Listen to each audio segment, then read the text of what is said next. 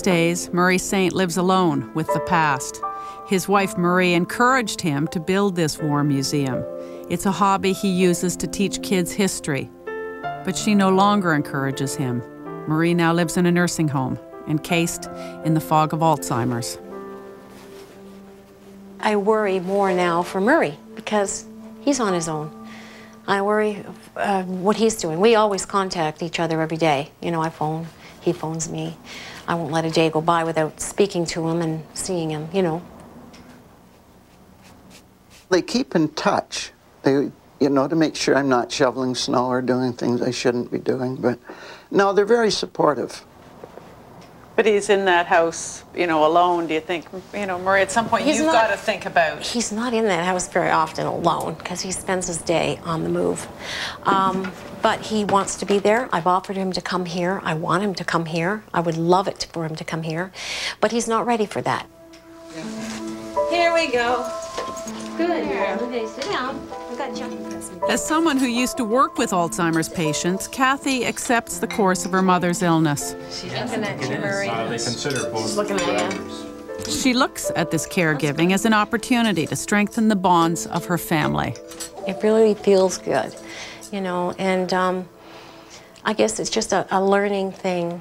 You just want to teach the next generation how to look after and how to nurture old people.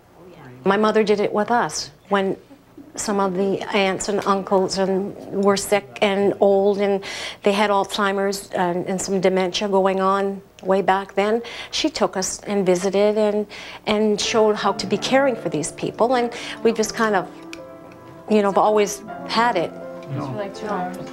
We all need a certain amount of help. You know, I'm not that tall. I need help getting things down from the top shelf or opening a new jar of pickles. So many older people need a little bit of help. Not that many older people, or not that high a percentage, need what I would call a high level of care. Eat, yeah.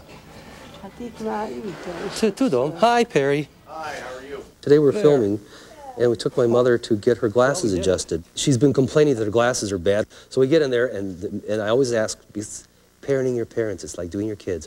Before we leave, did you go to the bathroom? Yes. You're sure we're okay? Yes. Good. It's one of the things I really don't like. Just relax. So we get to the thing, we sit down, we get her coat off. She says, I have to go to the bathroom. Washed? I didn't say number 1 or 2. I didn't.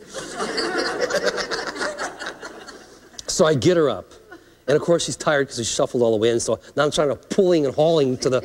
And now I realize that there's the men's room, I can't take her in there. And there's the ladies' room, and I can't go in there. So I kick open the door and I go, anybody in there?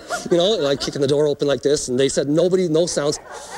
So I get her in there and I get her, and then I have to go and borrow a diaper from the pharmacy and clean her up and change her and take her back. Yeah.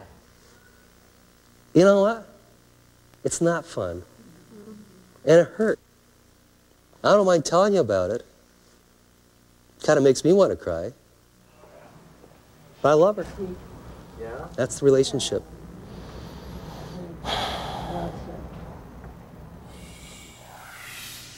If your parents are no longer physically able to live in their own home, ideally you would like them to make the decision to move. After the break, we'll see both this ideal and the nightmare.